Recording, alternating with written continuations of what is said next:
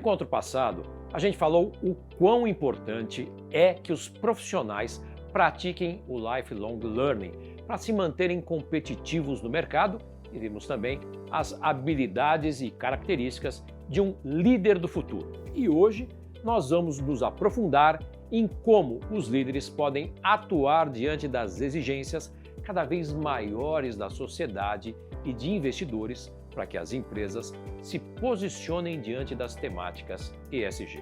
Não adianta apenas anunciar que a empresa tem preocupação com o meio ambiente e questões sociais. É preciso colocar ações em prática que comprovem essa preocupação. É preciso transformar a filosofia ESG no propósito e na proposta de valor da empresa e dos seus líderes e funcionários. Essa tendência levou a Ambima, que é a Associação Brasileira das Entidades dos Mercados Financeiros e de Capitais, a exigir regras que apontem quais fundos, de fato, são sustentáveis. E, de acordo com o estudo realizado pela Chief Executives for Corporate Purpose, 72% das companhias aumentaram a quantidade de relatórios socioambientais pós-pandemia.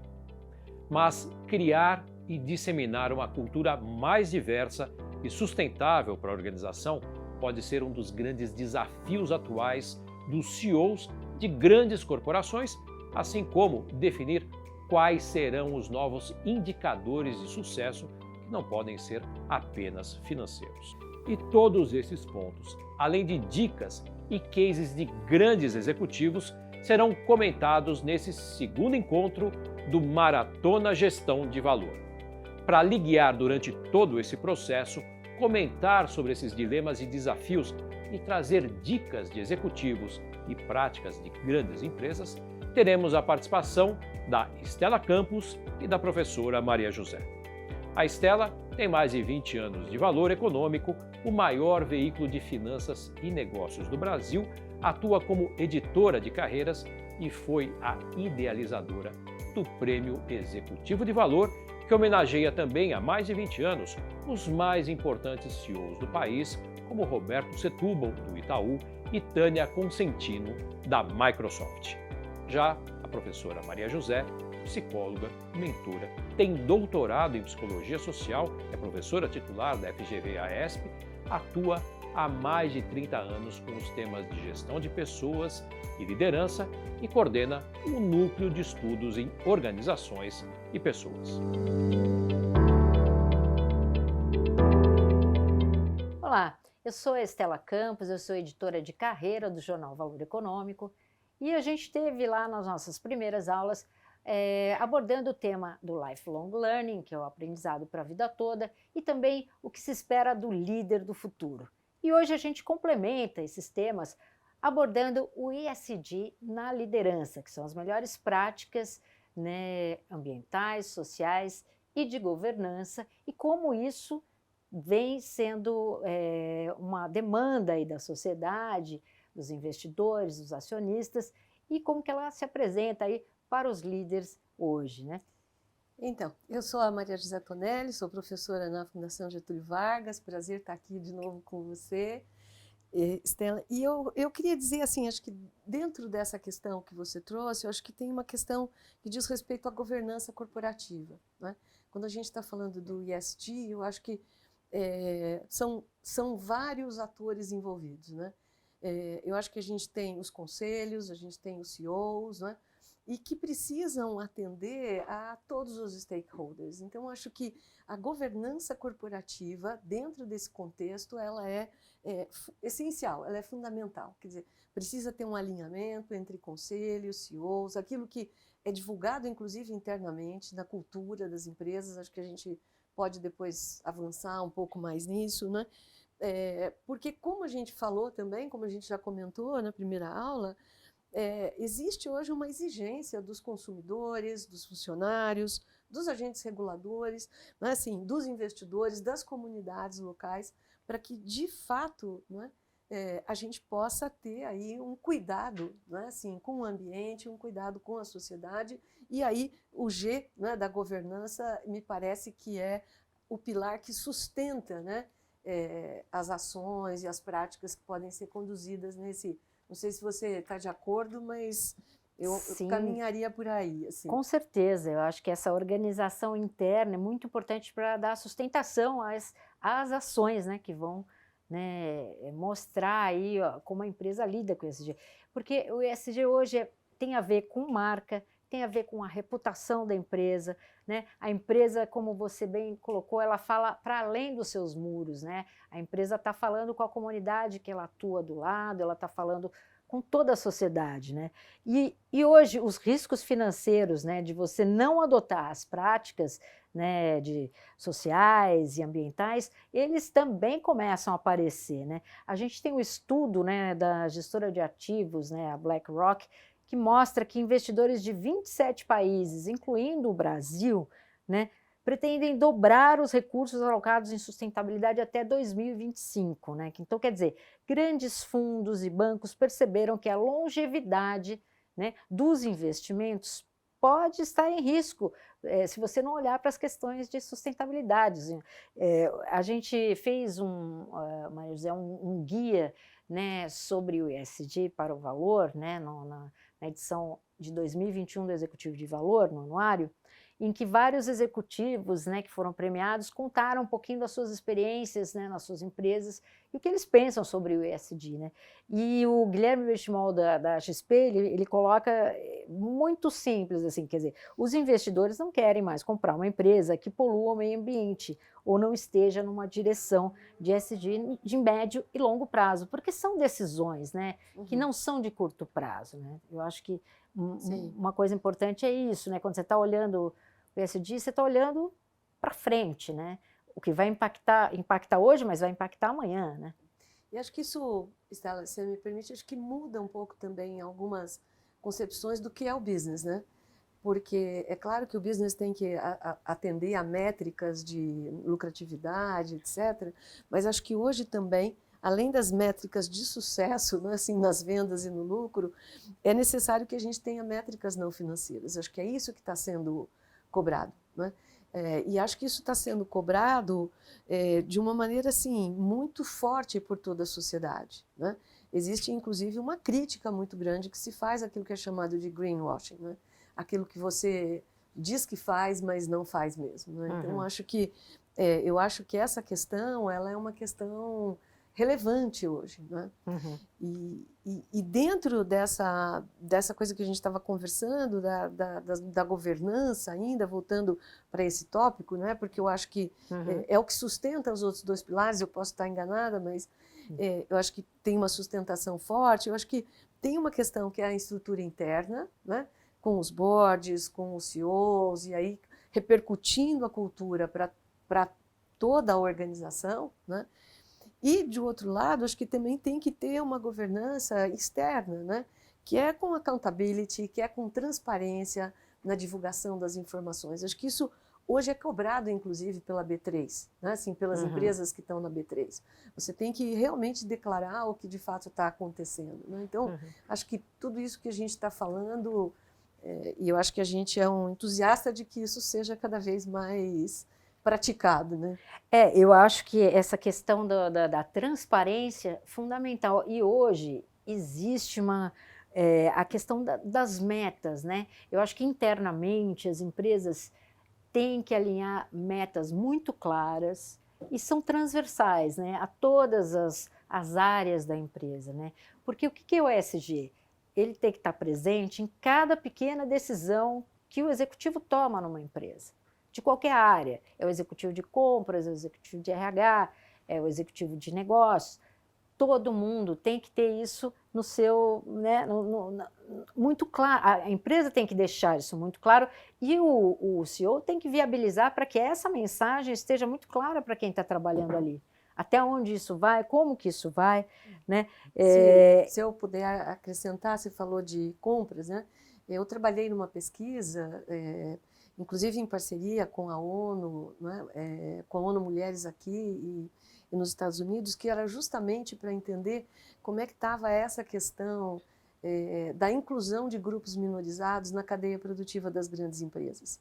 Assim, esse é um quer dizer, um item, né, assim, que é muito importante se a gente considera que, não é assim, que a gente está falando de uma comunidade, que todos têm que ser incluídos, né?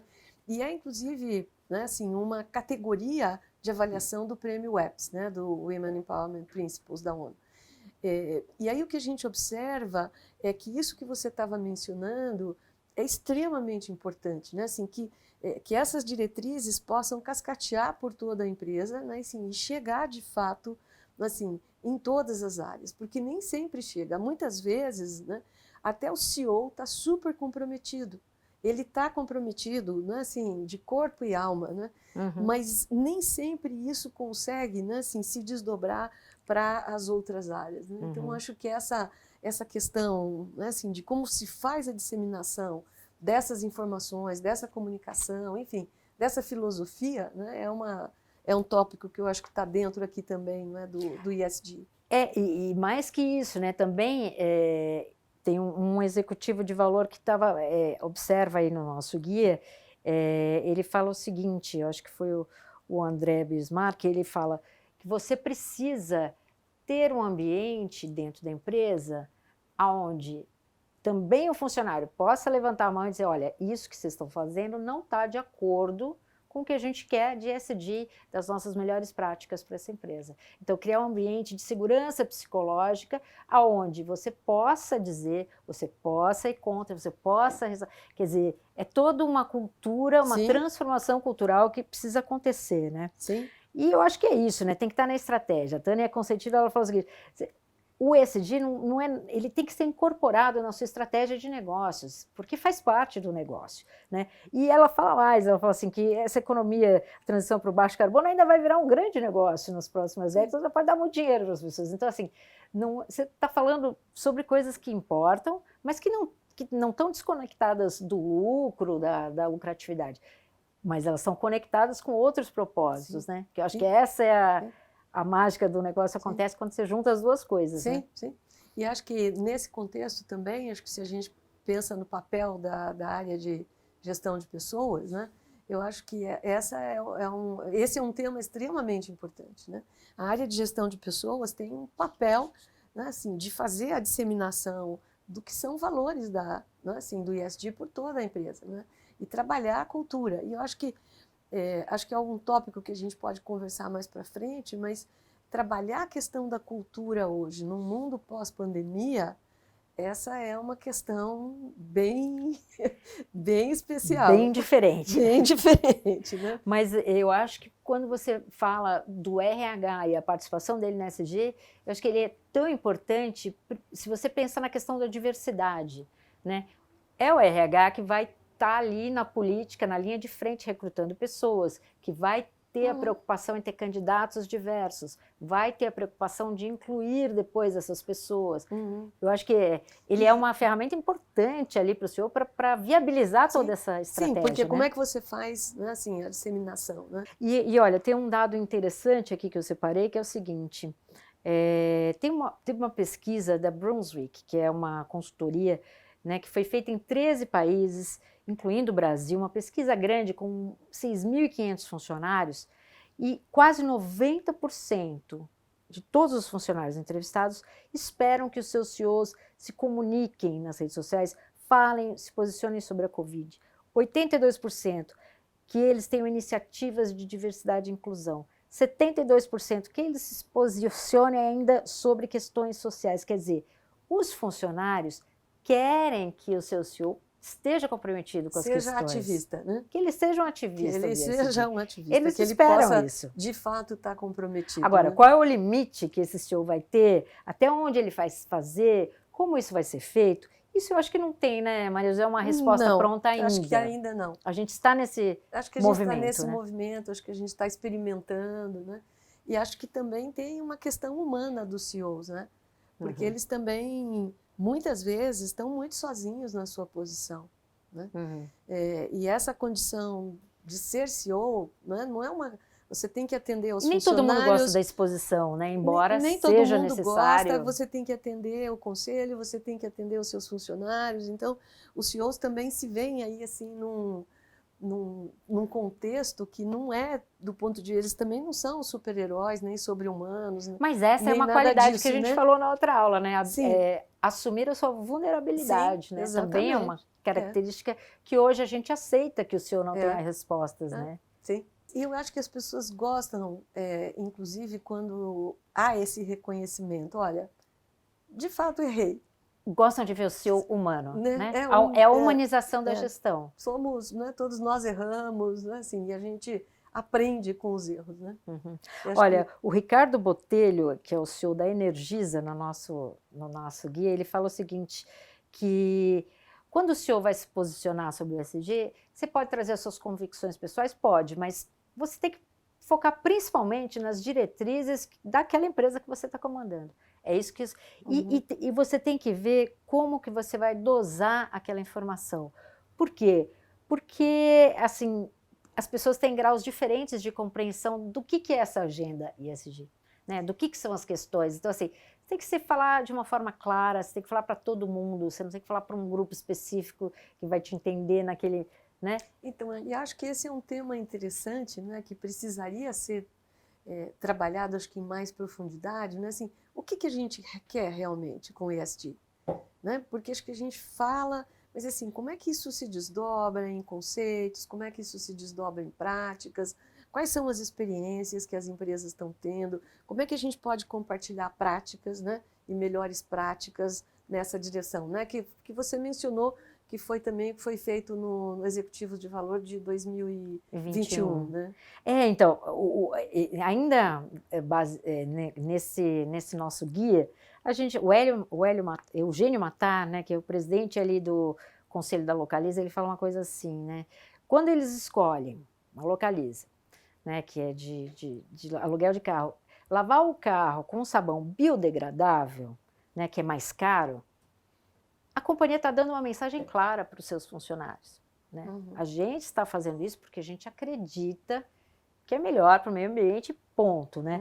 E o Birman, lá da Arezzo, ele fala também assim, olha, quando a gente define as matérias-primas, fornecedores que a gente vai utilizar numa coleção, ou quando a forma que o produto vai ser entregue, se a gente vai ter uma caixa reciclável, se não vai ser e tal, é um posicionamento, sabe? Quando o Mercado Livre compra 50 carros elétricos para fazer as entregas, é um posicionamento. Então, todas essas ações, essas pequenas ações, né, elas estão dando uma mensagem internamente e externamente, quer dizer, as pessoas que estão vendo isso, tem que ter essa coerência das pequenas ações. São, né? coisas práticas, né? São coisas práticas, né? E a Luísa Trajano, ela fala uma coisa interessante, ela fala assim, olha, as pessoas podem ter ideias de projetos, de pequenas ações, elas podem levar isso para o presidente da empresa, e o presidente da empresa pode ouvir, de repente ele pode usar, fazer, isso pode ser importante, né? Sim. E agora eu acho que uma coisa que a gente, quando falou de métricas, eu acho que a gente podia ressaltar aqui, que é o seguinte, hoje, falar de ESG em algumas empresas significa também falar no seu salário, porque os executivos têm as suas metas de ESG como parte da sua remuneração variável. Isso é uma coisa importante. E faz diferença. A Cosan tem, a Natura tem, muitas empresas já Sim. estão. Isso faz diferença, né?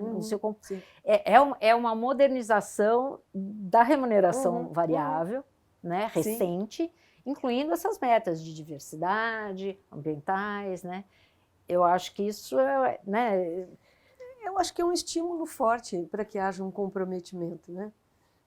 Porque essa questão da remuneração faz parte, né? Assim, faz parte do trabalho e é relevante para todo mundo. Né? E eu acho que é isso, eu acho que cada vez mais você entender o ESG como uma coisa transversal na companhia, que está em todos os departamentos, em todas as pequenas ações, e que é isso, que dá para você ter lucro e ter uma empresa com propósito, com valores, né? E que funcione dentro desses nossos parâmetros aí de uma sociedade mais saudável e moderna.